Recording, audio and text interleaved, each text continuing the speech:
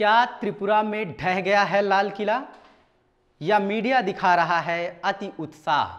क्या खारिज कर दी गई है मानिक सरकार या जीत के लिए भाजपा हुई है कांग्रेस पर सवार? जीरो से सत्ता का सफर है कोई चमत्कार या भाजपा को मिला है कांग्रेस का जनाधार? त्रिपुरा एक ऐसा राज्य जहां अभी तक लेफ्ट की पूर्ण बहुमत की सरकार थी। मुख्य विपक्षी दल कांग्रेस पार्टी थी। भारतीय जनता पार्टी की कोई विशेष पैठ नहीं थी। लेकिन अचानक से इस चुनाव में भारतीय जनता पार्टी का जीत जाना, बहुमत पा जाना चर्चा का विषय बना। किसी ने कहा त्रिपुरा में ढह गया वामपंथ का किला, किसी ने कहा पूर्वोत्तर में छाया मोदी लहर। आइए जानते हैं क्या है सच्चाई। पिछले चुनाव में 49 सीट पाने वाली सीपीआईएम को मिले थे 48% वोट, जिसे इस बार मिले हैं लगभग 43% वोट।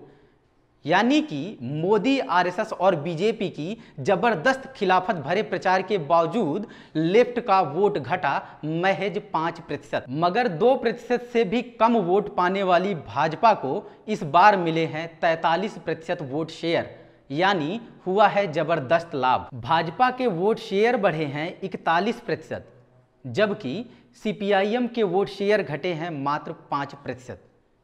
तो कहां से भाजपा ने ढहाया है लेफ्ट का किला? अब सबसे बड़ा सवाल, भाजपा को इतने प्रतिशत वोट शेयर का कहां से हुआ लाभ? जवाब, कांग्रेस को हुआ लगभग 35% वोटों का नुकसान। जिसे पिछले चुनाव में मिले थे 36.53% वोट, उसे इस बार मिले हैं महज 1.8% वोट, यानी कि लगभग 35% वोट से पिछड़ी है कांग्रेस, जिसका सीधा फायदा हुआ है भाजपा को। रही सही कसर पूरी कर दी ट्राइबल पार्टी आईपीएफटी से गठबंधन ने, जिससे मिला आदिवासियों का वोट। क्या भाजपा ने बनाए चमत्कारिक जनाधार या जीत के लिए हुई कांग्रेस के कंधे पर सवार?